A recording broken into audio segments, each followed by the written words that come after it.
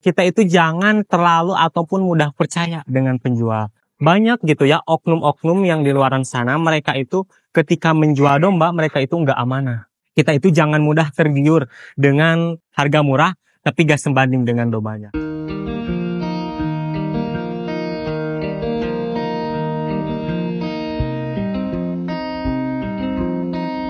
Assalamualaikum warahmatullahi wabarakatuh. Kembali lagi bersama kita di channel Pesat Domba. Channelnya sharing-sharing ilmu seputar peternakan khususnya di domba yang ada di kandang Pesat Domba. Nah, sobat-sobat ternak semuanya, bagaimana kabarnya hari ini? Mudah-mudahan sehat ya, makin dilancarkan rezekinya, makin diberkahi dan juga makin sehat selalu. Karena sehat itu mahal ya sobat-sobat ternak semuanya. Nah, di video kali ini kita akan membahas seputar hewan ternak domba agar menghasilkan untung yang tentunya lebih besar. Sebelum dilanjut, jangan lupa ikuti kita dan follow kita. Jangan lupa like, komen, dan subscribe dan nyalakan lonceng notifikasinya agar tidak ketinggalan info seputar peternakan khususnya di domba yang ada di kandang Pusat Domba, ads dan diskon-diskon terbaru yang ada di kandang Pusat Domba. Nah, yang pertama, jangan asal memilih domba. Nah, biasanya banyak para peternak pemula, mereka itu langsung saja membeli domba tanpa tahu bibitnya apakah berkualitas atau enggak, atau dombanya berkualitas, atau dari dombanya segi fisiknya bagus atau enggak. Karena biasanya mereka langsung pilih beli gitu tanpa tahu ilmunya. Nah, biasanya untuk memilih domba itu bisa dilihat dari postur tubuhnya seperti ini. Dia itu kelihatan sehat, dia juga bugar, dan tentunya dia bisa tahu apakah domba ini benar-benar sehat atau enggak. Nah, jadi buat teman-teman para peternak pemula ataupun yang sudah senior, kita itu jangan terlalu ataupun mudah percaya dengan penjual. Karena ya mohon maaf ya, ini hanya sebatas sharing aja. Banyak gitu ya oknum-oknum yang di luaran sana, mereka itu ketika menjual domba, mereka itu enggak amanah. Jadi dombanya dikasihkanlah ke para peternak pemula, dombanya kualitasnya buruk atau apa, mereka bilangnya bagus, bibit, unggul atau apa gitu. Nah, kita contohkan, kita sepilkan, emang dombanya itu yang ada di kandang kita, contohnya kita sepilkan satu, dia itu cocok buat calon-calon bibitan gitu. Nah, ini seperti ini sobat-sobat ternak semuanya, bisa dilihat, ini usianya belum 1 tahunan loh. Ini masih muda juga, kelihatan dari giginya nih. Ayo sini sayang. Nah, ini juga giginya. Lihat. Ya. Jadi masih usia sekitar 11 bulanan, 10 bulanan. Tapi bobotannya udah bobotan paling super. Ini bisa masuk kategori bobotan di 60 kilo ke atas. Ini cocok buat bibitan. Yang kedua bisa dilihat dari biji testisnya nih, sobat-sobat ternak semuanya. Nah, dari biji testisnya juga, kalau emang kita mau buat jadikan pemacek, itu simetris teman-teman. Jadi menggantung itu simetris. Nggak ada yang berat sebelah, ataupun yang emang kondisinya, kadang ada juga kan biji testisnya itu, di tengahnya itu terdapat belahan. Tuh. Nah itu kurang bagus buat dijadikan pemacek, ataupun buat dijadikan bibit di kandang teman-teman semuanya. Jadi itu beberapa tips yang emang kita itu jangan mudah tergiur dengan harga-harga yang emang kualitasnya harga murah, tapi gak sebanding dengan dombanya. Nah, itu dia tips antisipasi agar kita tidak mudah ditipu oleh oknum-oknum yang emang di luaran sana nggak diinginkan gitu ya. Jadi kita itu harus lebih pintar dari para penjual. Nah, yang kedua, manajemen pakan yang buruk.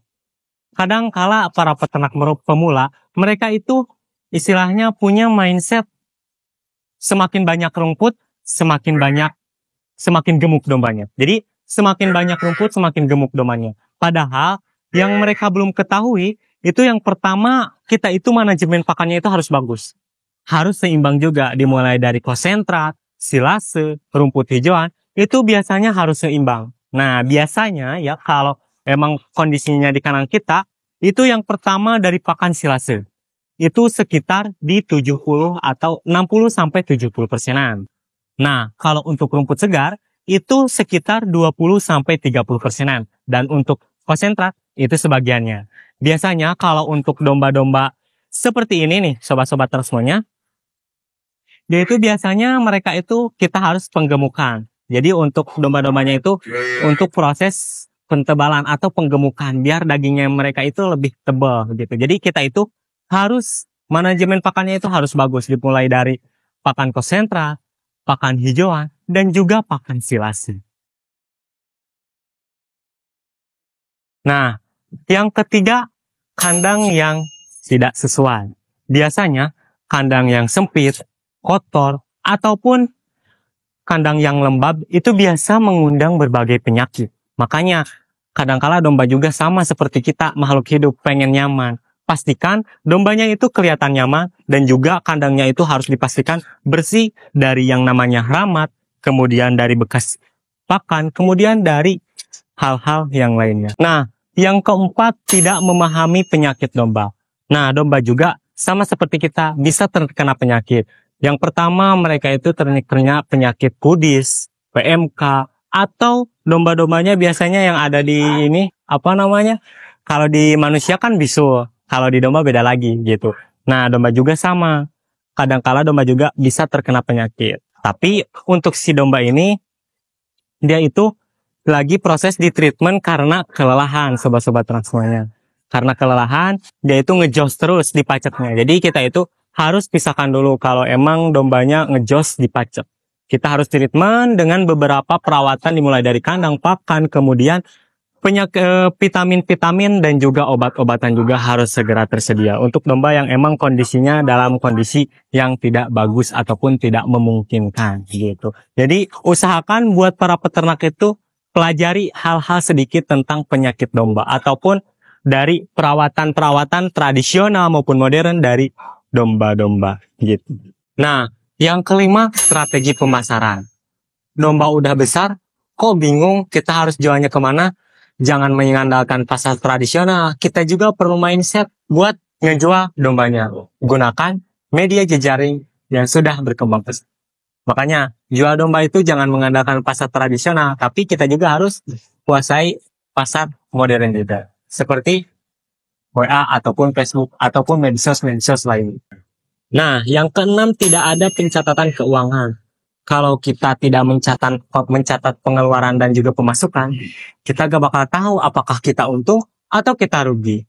Banyak pemula yang terjebak dengan siklus ini. Mereka hanya membeli domba saja, tanpa tahu keuntungan bersihnya yang kita dapat. Nah, yang ketujuh, tidak memiliki mentor atau komunitas.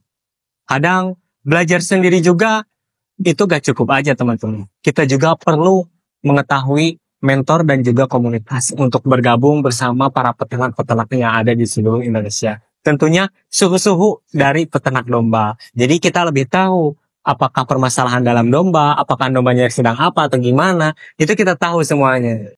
Nah, kalau kamu mau sukses beternak domba, hindari 7 kesalahan yang tadi. Pilih bibitan yang berkualitas, manajemen pakan yang benar, buat kandang yang sehat, pahami tentang penyakit domba, cari strategi pemasaran. Yang keempat, catat keluar masuk keuangan. Dan yang terakhir, jangan lupa, ini yang paling penting, yaitu cari mentor. Mau tahu info seputar peternakan yang ada di kandang pusat domba dan tips-tips seputar peternakan lainnya? Jangan lupa ikuti kita dan follow kita. Dan jangan lupa like, komen, dan subscribe. Dan nyalakan lonceng notifikasinya agar tidak ketinggalan info seputar peternakan yang ada di kandang pusat domba. Jangan lupa share video ini ke teman-teman kalian. Barangkali teman-teman kalian belum tahu tips mulai beternak domba agar menghasilkan cuan yang benar. Salam ternak, salam ngarit, jaya terus peternakan Indonesia. Assalamualaikum warahmatullahi wabarakatuh.